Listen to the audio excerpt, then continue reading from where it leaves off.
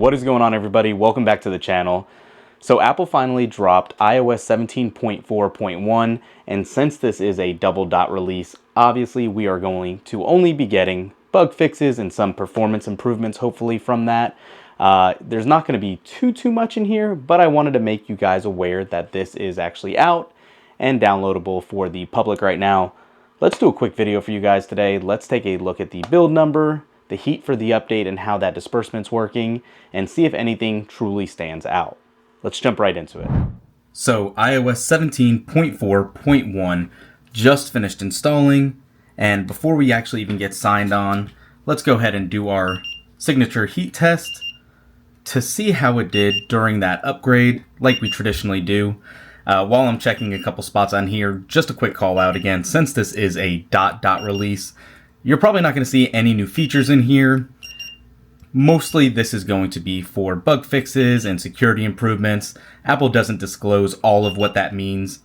But a plus side here is you can see we're actually not reaching over 100 degrees for probably one of the first times in a while during these updates. So hopefully Apple might have fixed something there, or at least is improving something somewhat in regards to that. So right when you finish upgrading, you see we have a new splash screen confirming that this is on 17.4.1. And it's asking us just confirm everything as we traditionally would.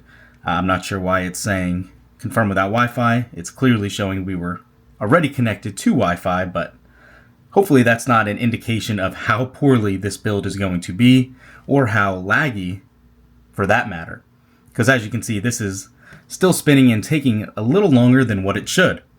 Definitely interesting to see. Beyond that, while this finishes loading, no network connection, it's saying. We'll just skip through. Basically, we're asking for all of the typical song and dance for 17.4. Stolen device protection we'll keep off. This build came in a little larger than what traditional builds are, specifically for non-major releases. And in 17.4.1, this actually came in with a file size of 1.71 gigabytes. So we would expect a few hundred megs, but that is pretty substantial, although a full install usually runs about 6 to 7 gigabytes, so keep that in mind. And you can see how slow it was getting us into the system. I'm not sure what was going on with the Wi-Fi connection. Maybe it was an internal issue or not here locally, but here we are. Everything started back up. Let's go into general, about, and as you can see, 17.4.1 has a full build number of 21E236.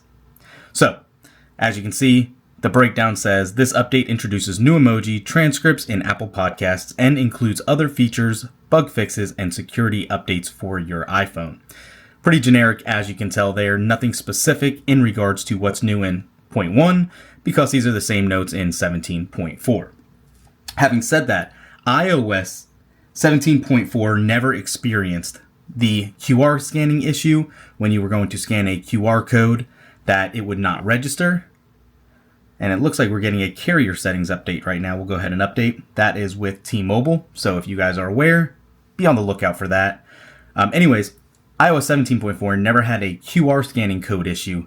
However, iPadOS 17.4 did.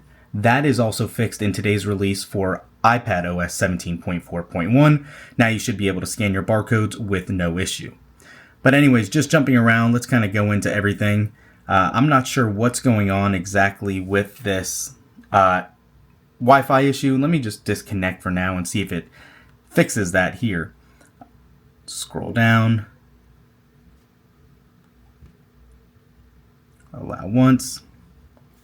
Yeah, you can see we're definitely having some issues here with this build. We're doing this live time with you guys for the first time.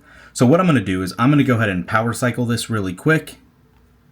And we're going to run through the gauntlet one more time once this restarts. All right, and you guys can see right off the bat, once we restarted, everything is working as you would have anticipated. Somewhat slower than normal perhaps, but you can see it is definitely finally working again, jumping into calendar and stuff. Let's go ahead and actually go into Apple News.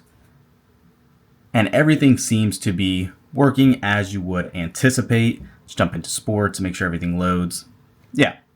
I will call out, though, somewhat strangely, it is getting warmer now Not hot, but definitely warmer to the touch than prior. Yeah, and you can see that's reflective right there. Oops. In the temperature. Again, not crazy, but just something to note. Let's go ahead and let's go to ESPN. And everything seems to be working pretty good. All right, so hopefully that was just a little fluke. Obviously, we're not expecting anything else in the Watch app right now. We don't have our Apple Watch Ultra connected to this phone, but looks like we're good to go. Again, mostly bug fixes and other security improvements on this build. Nothing else really is going to stand out. Hopefully this will improve battery life. Obviously, that's always something we aim to see. And one other call out, this phone is a lot less used than our 15 Pro Max that has our beta on it. You can see this only has 45 cycle counts and we are still at 100%. I just like calling you guys out to see this on our future videos going forward, since battery life has seemed to be hit and miss on the iPhone 15 series, especially in comparison to when the cycle counts get up higher and on the Pro and Pro Max specifically. So yeah, that's it for this one, guys. Not too exciting. Leave a comment down below if you picked up this update and you found something else. Other than that, we'll catch you in the next one. Peace.